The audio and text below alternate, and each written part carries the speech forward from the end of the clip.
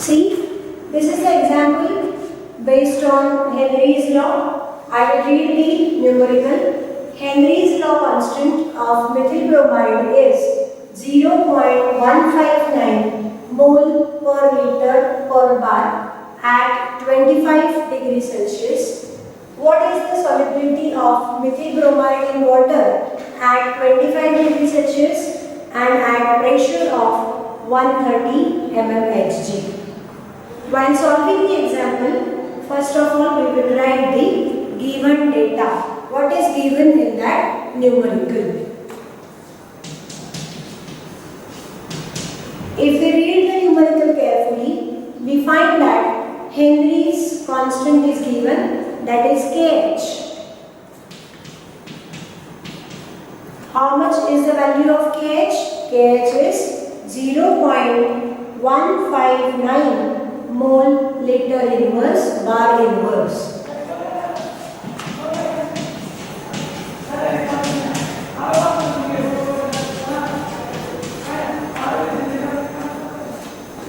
The next quantity given is temperature, that is 25 degrees Celsius, but we do not need temperature in Henry's law equation. Further, pressure is given, which is equal to 130 mmHg.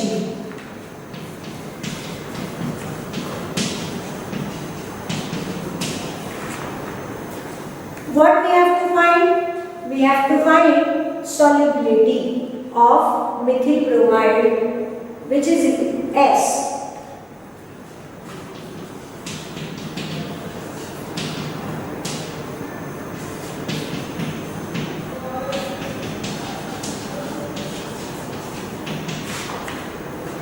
What is the formula to find solubility? The formula is S is equal to KHP. This is according to Henry's law.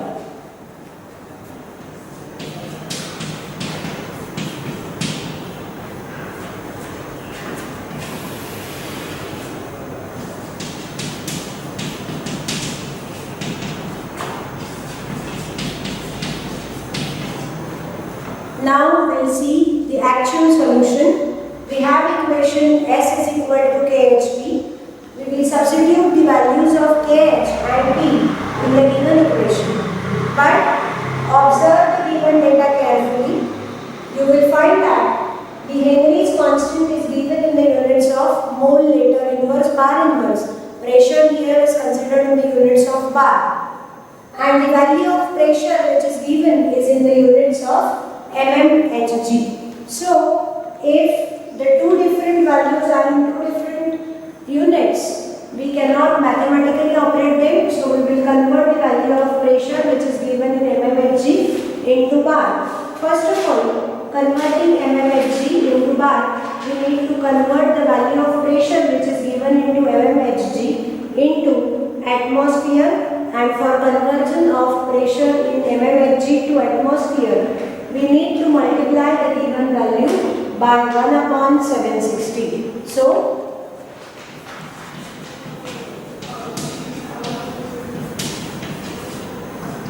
first of all, we will convert this value of pressure into bars.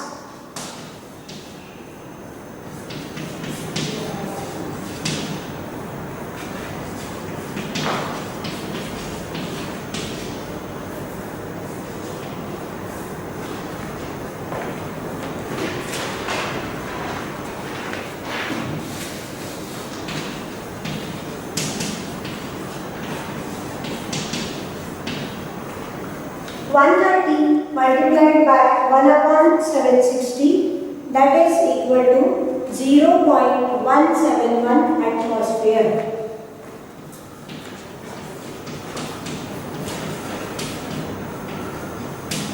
Now, this value of pressure, which is in the units of atmosphere, we will convert it into the value of bar.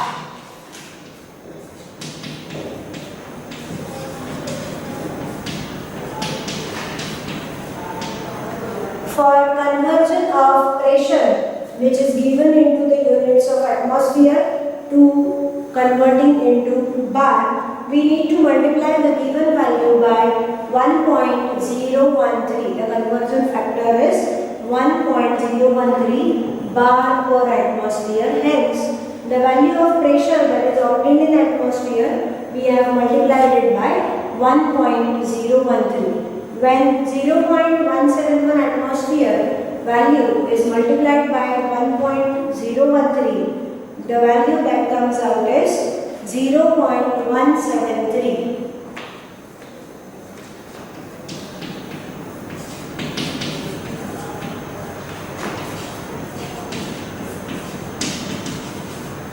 Atmosphere gets cancelled. So what remains is 0.173 bar. This is the half part of your numerical that you have converted the given values in same units. Now you have obtained the pressure in the units of bar. Similarly, KH is also in the unit of bar. Now we will find out the solubility.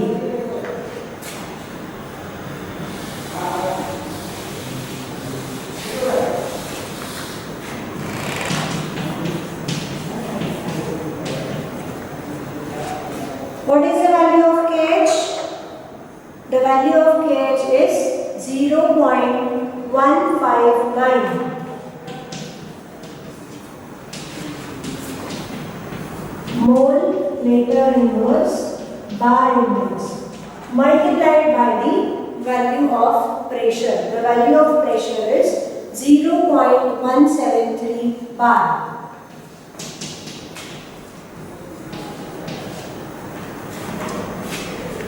Multiply 0.159 by 0.173. It comes out to be 0.271.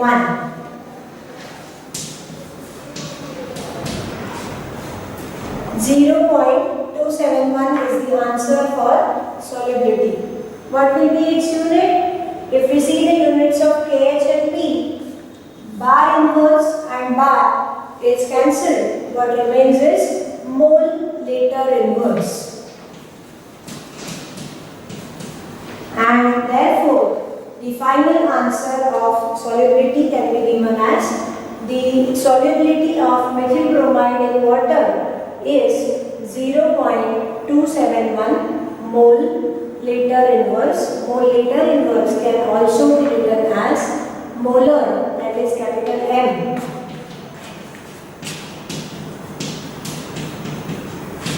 Capital M is nothing but the molarity which is expressed in moles per liter.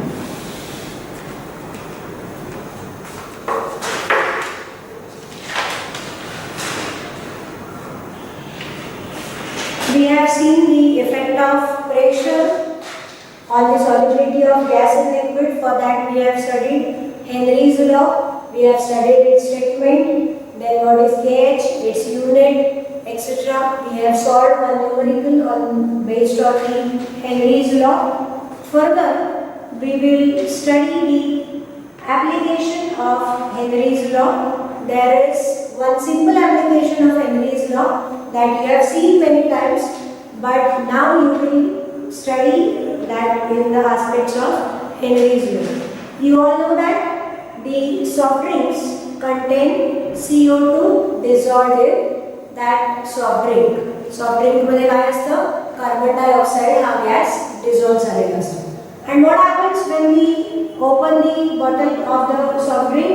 We see that the effervescence of CO2 comes out, or the CO2 gas comes out in the form of foam or lather. We feel very nice to see that. But it is an application of Henry's law. What Henry's law states? It states that the solubility of gas is directly proportional to the pressure. So, if we consider the bottle of the soft drink drink, we see that it contains carbon dioxide. They are called as carbonated drinks as they contain carbon dioxide.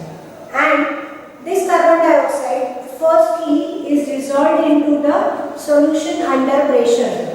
हा जो carbon dioxide आहे तो त्या soft drink मध्ये soluble condition मध्ये कसा राहतो तर तो under pressure means when we close the lid of the soft drink bottle, the pressure is applied on the CO2 gas which is dissolved into that soft drink, and under pressure the CO2 remains soluble. But when we open the lid of that soft drink bottle, what happens?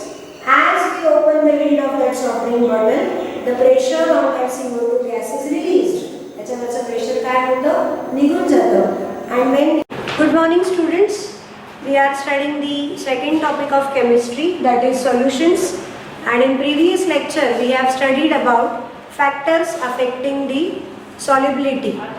In that we studied nature of solute and solvent. The second factor, that was the temperature affecting on the solubility, and the third factor we studied is pressure. In pressure we studied Henry's law that gives us the relationship between pressure of gas and its solubility in the liquid. Now the next point that we are going to study is vapor pressure of solutions of liquids in liquids. In this point we will be studying how to calculate the vapor pressure of a solution which is made up of two different liquids, and for that we will have to study a law, Raoult's law.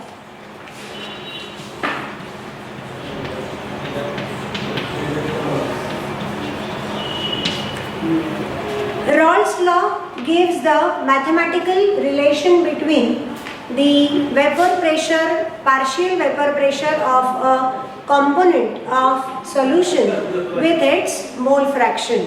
First of all, we will study its statement and then we will go for its derivation or mathematical equation. See, Raoult's law states that the partial vapor pressure of any component of the solution is equal to the vapor pressure of that pure component multiplied by its mole fraction.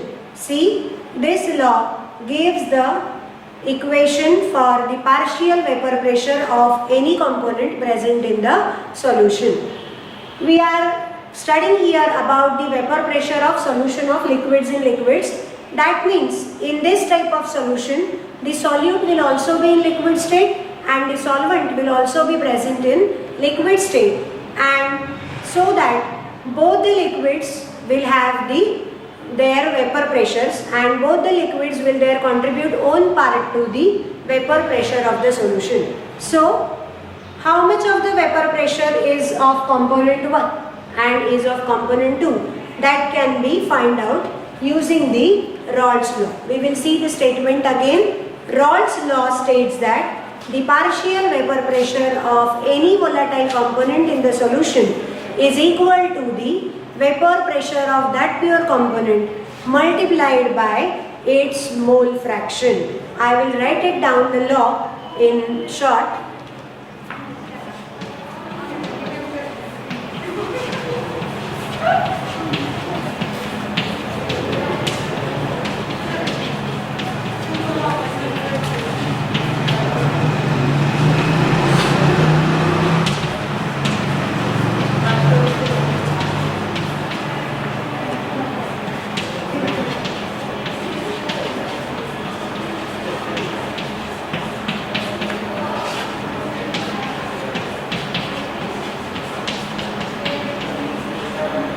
See, I have written the law in front of you in the form of an equation.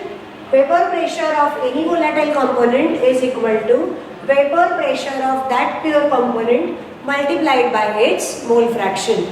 Now we will study the mathematical equation for Raoult's law. Consider that a solution is prepared by mixing two volatile liquids into each other. Say the first liquid as A1 and the second liquid as A2.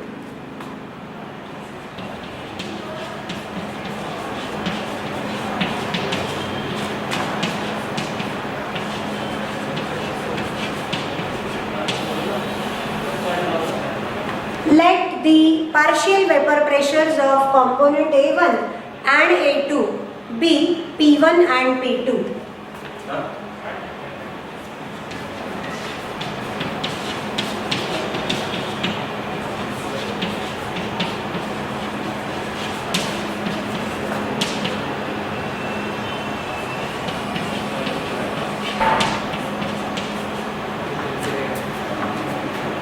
The vapor pressures of pure component A1 and A2 be P01 and P02.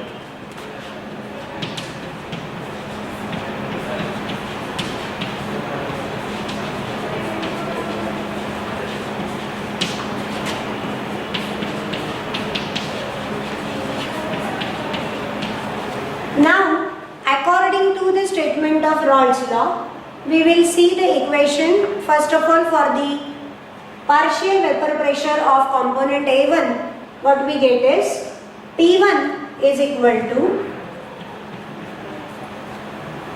what is the formula? Vapor pressure of that pure component multiplied by mole fraction. The vapor pressure of pure component A1 is P01. So for P1 what we get is P01 multiplied by X1. Here X1 is the mole fraction of the component A1. Now we will calculate the equation for the volatile vapor pressure of volatile component A2, that is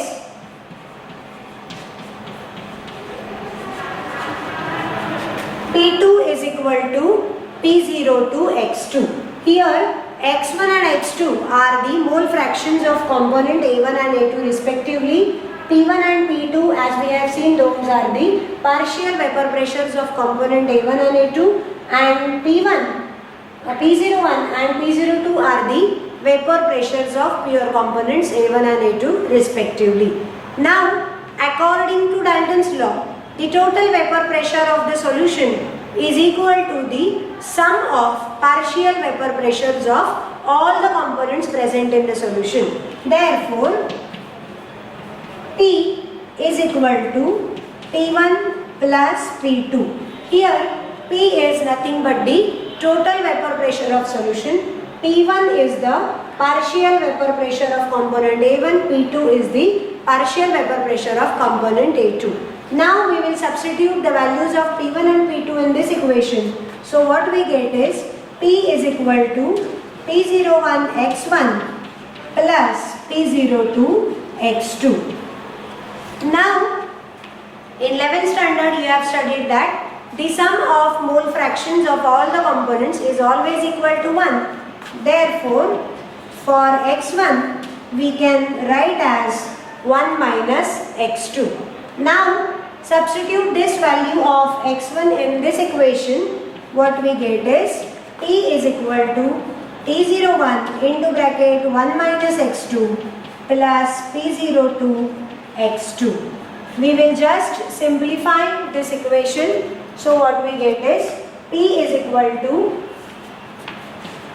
P01 minus P01 X2 plus P02 X2. If you observe the equation carefully, you will find that the X2 is common for these two terms. So we will take it as common. So what we get is P is equal to P02 minus P01 whole multiplied by X2 plus P01, and this is the mathematical equation for Raoult's law. The equation obtained is P is equal to P02 minus P01 X2 plus P01.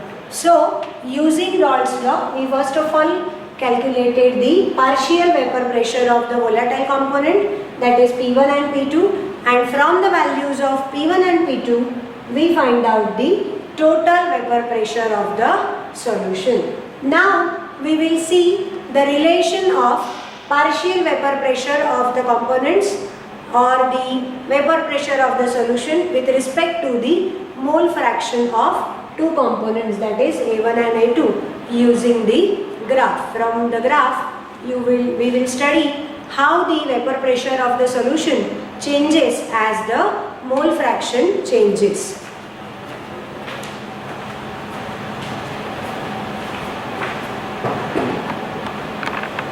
Students, we studied the Raoult's law for vapor pressure of any volatile component.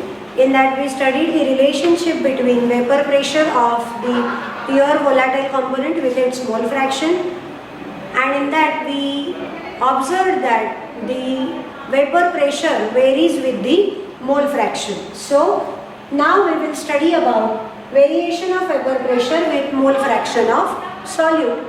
For this we will take the use of graph. Here there is a graph. On x-axis mole fraction of solute, that is x2, is plotted, and on y-axis the vapor pressure values are taken.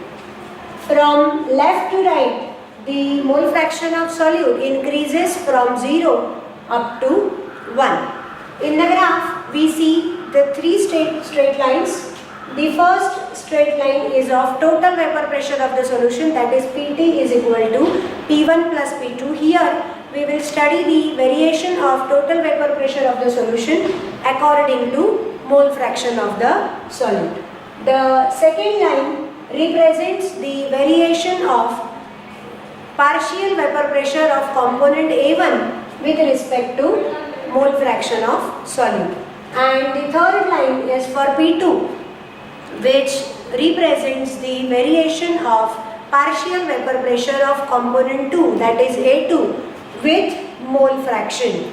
Now from the graph what we understand is, first see the graph of P01 versus X2. This is the graph of P01 versus X2. So in that case the value of total vapor pressure of the solution P is equal to P01 when X2 is equal to 0.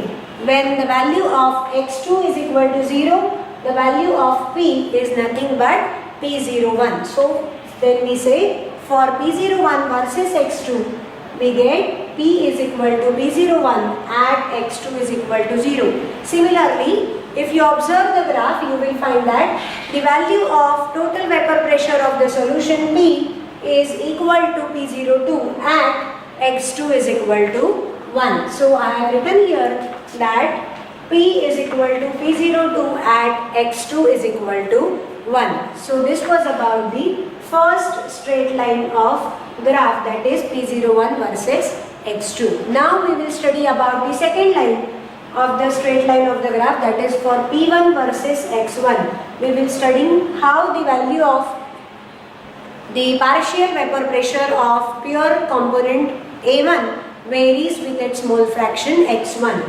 So if we observe the graph carefully, what we find is P1 is equal to 0. See, the value of P1 is 0 when X1 is 0, and the value of P1 is equal to the P01 at X1 is equal to 1.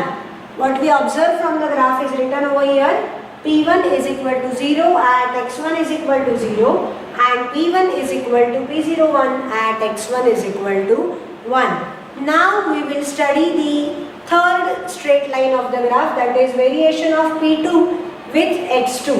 What we get is when X2 is equal to 0, see the value of P2 is nothing but 0, and when X2 is equal to 1, the value of P2 is nothing but P02. So what we get is the observation of the third line of the graph, that is for P2 versus X2. P2 is equal to 0 at X2 is equal to 0, and P2 is equal to P02 at X2 is equal to 1. This was the relation between variation of vapor pressure with mole fraction of solute that we studied graphically. Now the next point that we are going to study is composition of vapor phase.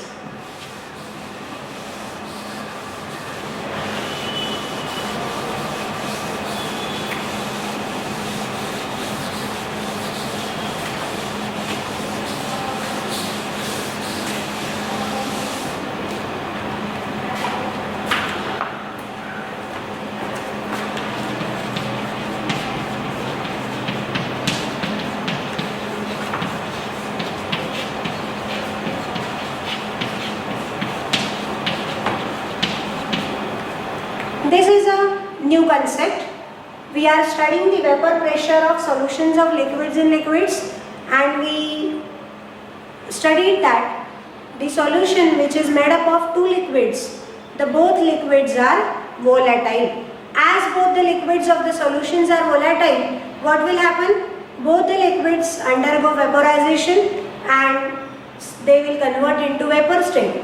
So, the two liquids which are mixed to form the solution, now after vaporization, some of the part of those two volatile liquids will be in liquid state and some of the part will be in the vapor phase. And the composition of the two liquids in liquid state that we have calculated using their mole fractions x1 and x2. Similarly, now we will calculate how much part of the two volatile liquids is gone into vapor phase, that is, we will calculate the composition of vapor phase. Consider that there are two liquids in the solution A1 and A2 and their compositions in vapor phase are given by Y1 and Y2.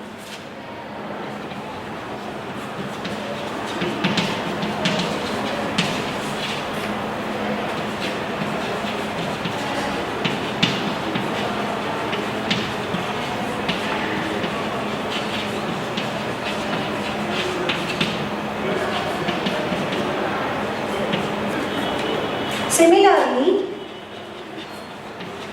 the composition of vapor phase of component A2 will be equal to Y2.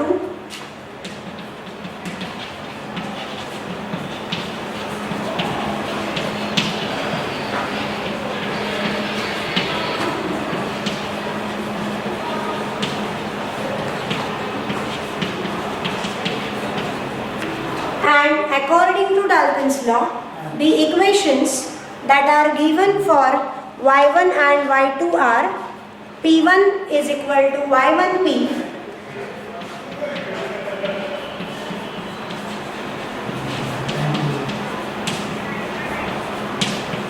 and another equation is P2 is equal to Y2P. The equations for the compositions of vapor phase of components A1 and A2 are given as P1 is equal to Y1P and P2 is equal to Y2P. Here P1 and P2 are the partial vapor pressures of the two volatile components A1 and A2.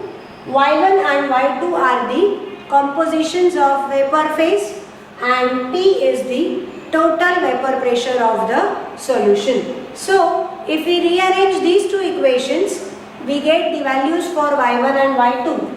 Therefore, for Y1, what we get is Y1 is equal to P1 upon P, and for Y2, what we get is P2 upon P.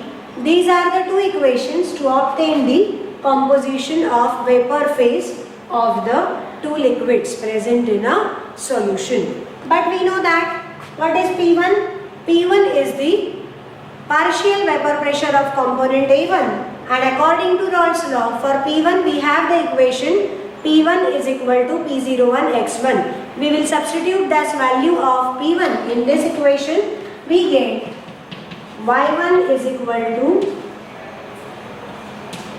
P01 x1 upon P, and for Y2 we get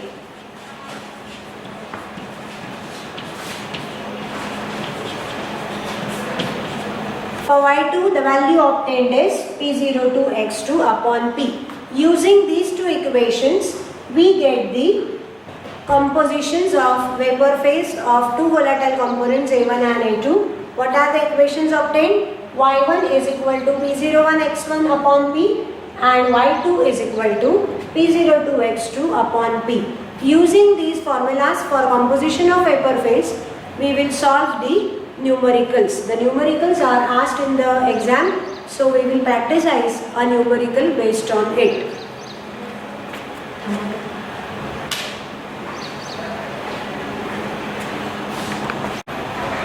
We studied about the composition of vapor phase, and for composition of vapor phase we obtained the formulae as Y1 is equal to P01 x1 upon P1 and Y2 is equal to P02 x2 upon P2. and based on these formulas of composition of vapor phase, we will solve a numerical. I will read the numerical. The vapor pressures of pure liquids A and B are 450 mmHg and 700 mmHg respectively at 350 Kelvin. Find the composition of liquid and vapor phase if total vapor pressure is 600 mmHg. First of all, we will write the given values. Given is the vapor pressures of pure components A1 and A2, A and B. So for that we will write P01 and P02. P01 is equal to 450 mmHg and P02 is equal to 700 mmHg. And the total vapor pressure is denoted by P, which is equal to 600 mmHg. What we have to find is, we have to find the composition of liquid and vapor phase. The composition of liquid phase is given by x1 and x2 for components 1 and 2, that is A and B, and the composition of vapor phase is given by y1 and y2, that is for component A and B respectively. The formulas on the basis of which we are going to solve the numerical is, the first formula is the formula of Raoult's law, that is P is equal to P02 minus P01x2 plus P01. And another formula is for composition of vapor phase y1 and y2. y1 is equal to P01x1 upon P and y2 is equal to P02x2 upon P. Now we will actually solve the numerical. So we will go for solution. First of all, we have to find x1 and x2 and we will find it using the formula of Raoult's law. So the equation that we get for P is, what is the value of P? P is 600 is equal to P02. What is P02? That is 700 minus P01. P01 is 450 multiplied by x2. We have to find it. So we will write it as it is, plus P01. The value of P01 is 450. So by solving this 450 when taken on left hand side, it becomes negative. 600 minus 450 is equal to 700 minus 450 x2. We will do this subtraction. 600 minus 450 is 150 is equal to 250 x2. So for x2, the equation obtained is x2 is equal to 150 upon 250. Therefore, x2 is nothing but 0.6. If you solve this, what you get is 0.6. The value obtained for x2 is 0.6. Now, we will find out the value of x1. We know that x1 is equal to 1 minus x2 because the sum of mole fractions of all the components in the solution is always equal to 1. So, therefore, x1 will become equal to 1 minus x2. We will substitute the value of x2 in this equation. So, for x1, what we get is x1 is equal to 1 minus 0.6 and therefore, the value of x1 comes out to be 0.4. So, here we have obtained the values for composition of liquid phase x1 and x2. x1 is 0.4 and x2 is 0.6. Now, we will solve the numerical to get the values of y1 and y2. So, first of all, we will find out y1. For y1, the equation is P01x1. What is P01? That is 450 into x1. What is the value of x1? Is 0.4 divided by P. P is nothing but 600. So, if you solve y1, the value of y1 obtained is 0.7. If you solve it, multiply 450 by 0.4 and the whole answer is divided by 600, then we get the value of y1 as 0.7. Now we will find out the value of y2. As x1 plus x2 is equal to 1, Similarly, y1 plus y2 is also equal to 1, and using that relation we will find out the value of y2.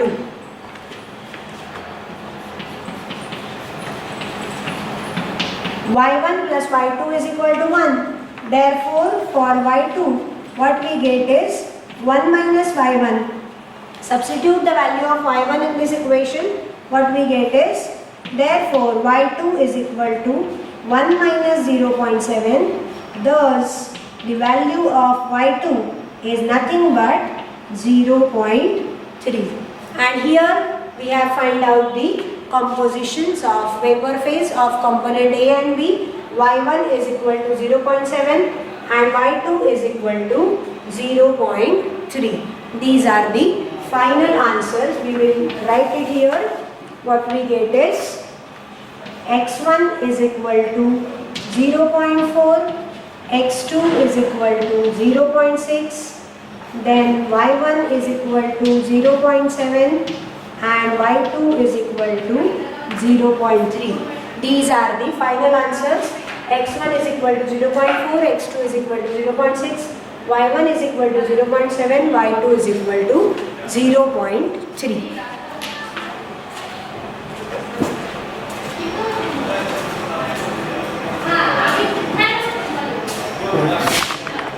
Students, the next point that we are going to study is deviations from Raoult's law.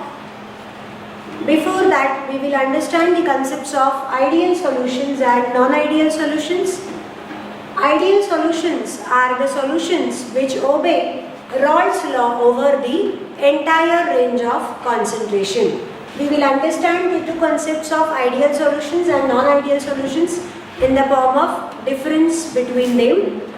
The solutions which obey Raoult's law over the entire range of concentration, that means whether the concentration is lowered or it is increased, there is no effect on the solutions, rather they continue to obey the Raoult's law. Such solutions are called as ideal solutions.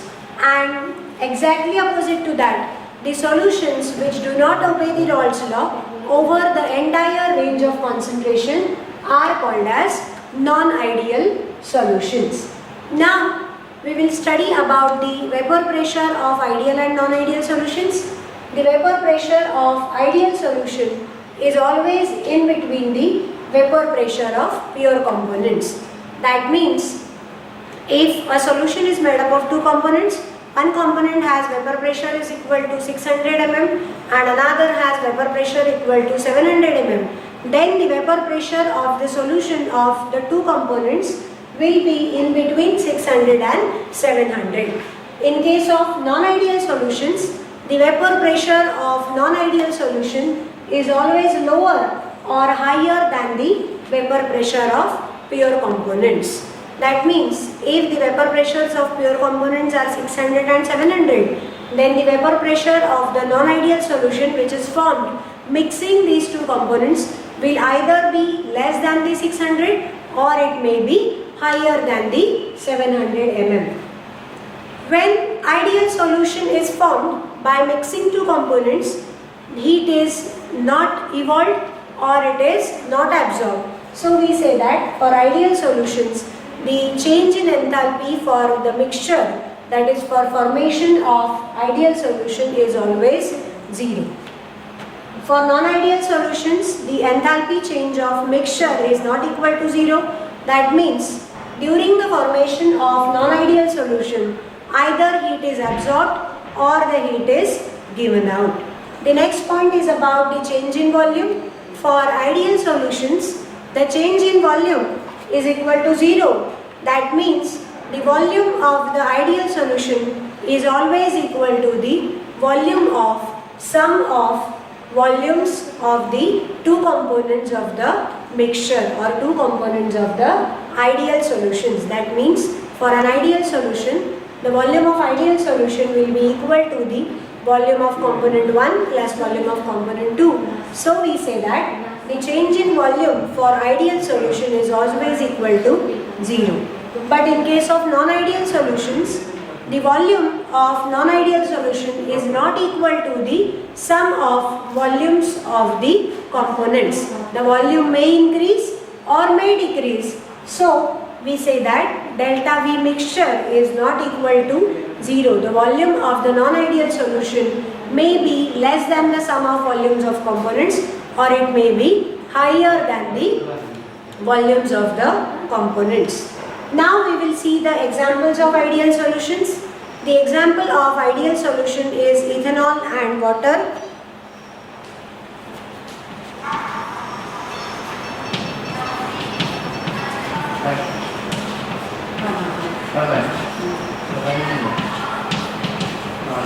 And the example for non-ideal solution is ethanol and acetone.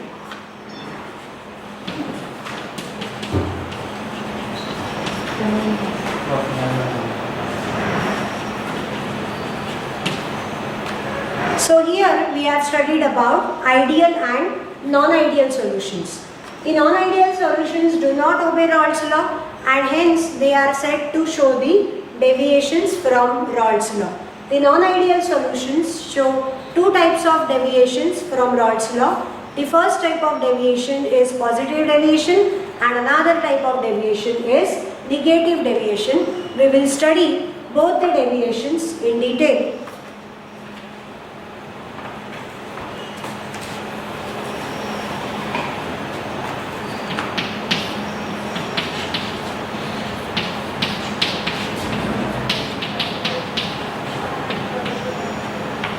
The first type of deviation is positive deviation. The non-ideal solutions in which the solute-solvent interactions are weaker than the solute-solute and solvent-solvent interactions are said to show the positive deviation. In case of such solutions, the solute-solvent interactions are very weak as compared to the solute-solute and solvent-solvent interactions.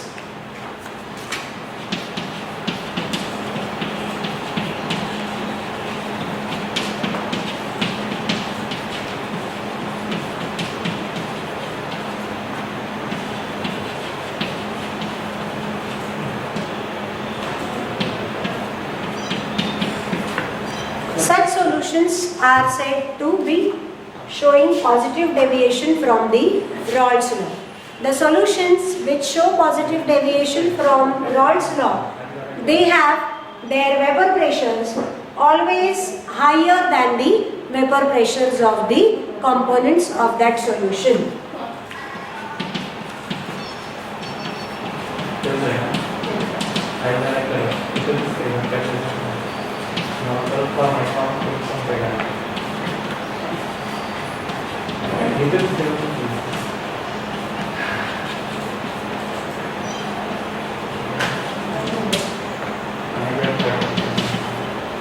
The third point about the solutions showing positive deviations from Raoult's law is delta H mixture is greater than 0. Similarly,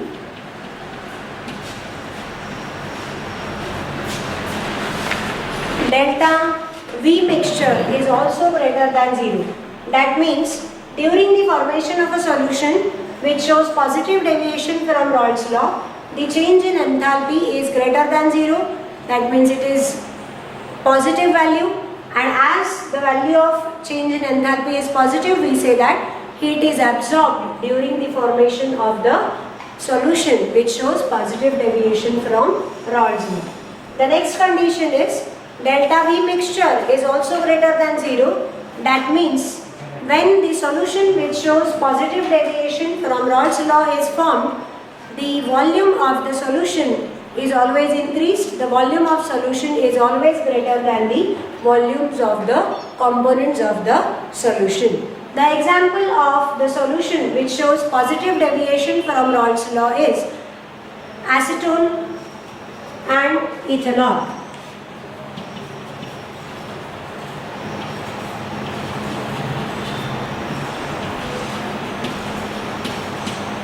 The example of the solution showing positive deviation is ethanol and acetone.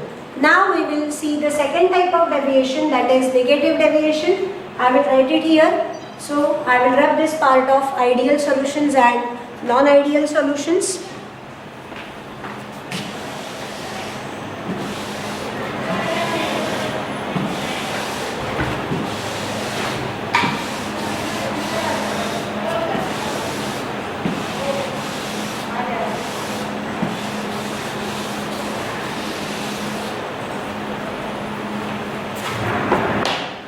The next point about deviations of Raoult's law is negative deviation.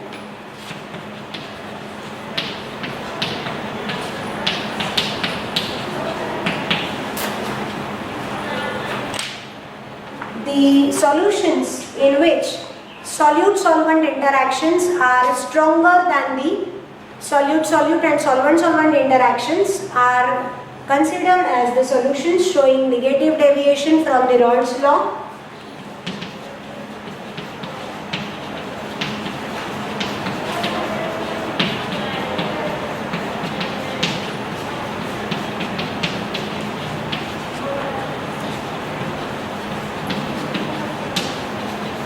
The interaction between solute molecules and solvent molecules is always stronger than the interaction between solute-solute and solvent-solvent molecules. The vapor pressures of the solutions which show negative deviation from Raoult's law is always lower than the vapor pressure of the components.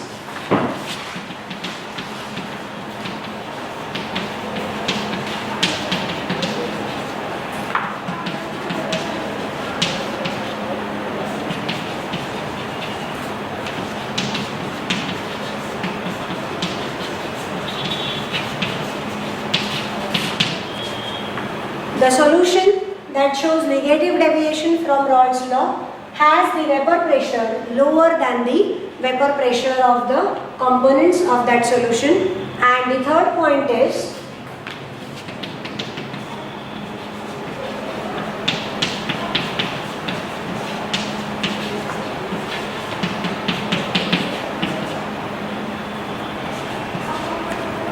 for such solutions, delta mixture H, that is enthalpy change for the mixture, is less than 0. Similarly, the volume change for the mixture of negative deviation solution is less than 0.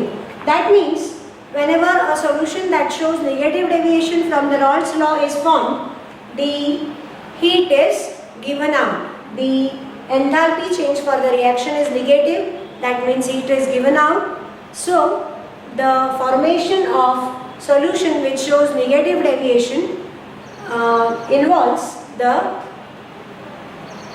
giving out of the heat. Similarly, the change in volume for the solution of negative deviation is less than 0. That means the solution which is formed that shows negative deviation from the Raoult's law will always have the lower volume than the volume of sum of components of the solution. This was about the negative deviation of Raoult's law, and the examples of such type of solution is chloroform and acetone.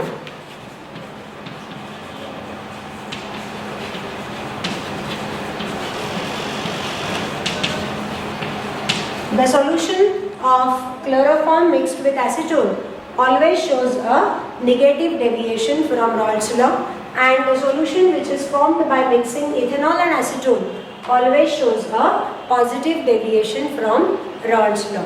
Here we have completed the first part of the lesson solution, that was about solutions, and in the next lecture we will be studying about the colligative properties of the solutions that contain non-volatile solute. That part we will study it in the next lecture in detail.